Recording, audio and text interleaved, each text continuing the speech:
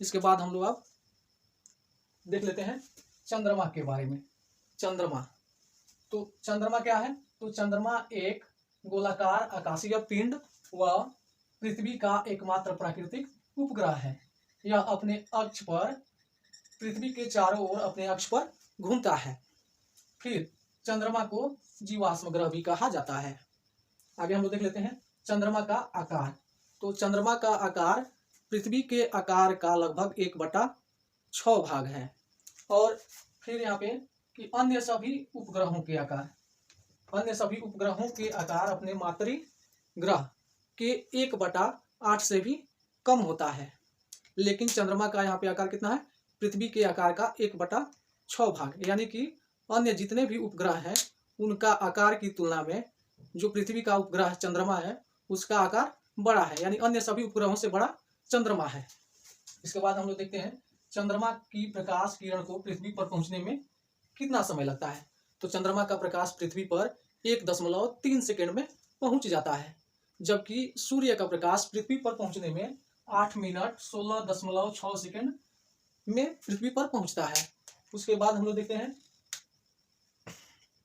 चंद्रमा को पृथ्वी का एक चक्कर लगाने में कितना समय लगता है। तो चंद्रमा को पृथ्वी का एक चक्कर लगाने में 27 दिन 7 घंटा 43 मिनट 11.47 सेकेंड का समय लगता है।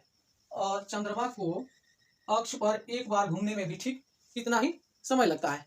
यानी फिर समझ लेते हैं हम लोग कि चंद्रमा 27 दिन 7 घंटा और 43 मिनट 11.47 सेकेंड में एक चक्कर पूरा कर लेता है। यानी कि उसका परिक्रमण काल जो होता है वो 27 दिन 7 घंटा 43 मिनट 11.47 सेकेंड है। और ठीक इसी समय में वह अपने अक्ष पर भी एक चक्कर घूम जाता है। कहने का मतलब ये हुआ कि चंद्रमा का अक्षीय और कक्षीय गति दोनों समान है। फिर उसके बाद हम लोग देख लेते हैं कि चंद्रमा के अक्षीय और कक्षीय गति दोनों एक समान है। इसी के वजह से चंद्रमा का हमेशा एक ही भाग दिखाई पड़ता है।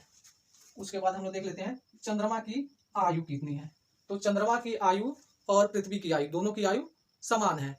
यानी कि आज से 4.6 अरब वर्ष पहले चंद्रमा का जन्म हुआ था और ठीक इसी समय भी पृथ्वी का भी जन्म हुआ था। आगे हम लोग देख लेते हैं कि चंद्रमा एक दीर्घवृत्ताकार पथ पर गति करता है। यानी चंद्रमा एक दीर्घवृत्ताकार पथ पर पृथ्वी की परिक्रमा करता है। और जब पृथ्वी की परिक्रमा करता है तो जब पृथ्वी और चंद्रमा के बीच की दूरी सबसे कम होती है तो इस अवस्था को हम लोग पेरिजी कहते हैं। और चंद्रमा और पृथ्वी के बीच की जब सबसे अधिकतम दूरी होती है, यानी इनके बीच सबसे अधिक दूरी होता है, तो उस अवस्था को हम लोग एपोजी कहते हैं। और पृथ्वी से हम लोग चंद्रमा का सिर्फ 59% भाग ही देख सकते हैं। और चंद्रमा का हमेशा एक ही भाग पृथ्वी से दिखाई देता है। और इसका कारण यह है कि चंद्रमा का अक्षीय और कक्षीय दोनों चाल एक समान है और एक ही समय में ये अपने अक्षीय। मिलते हैं अगले वीडियो में। तब तक वीडियो को लाइक कीजिए, चैनल को सब्सक्राइब कीजिए। जय हिंद।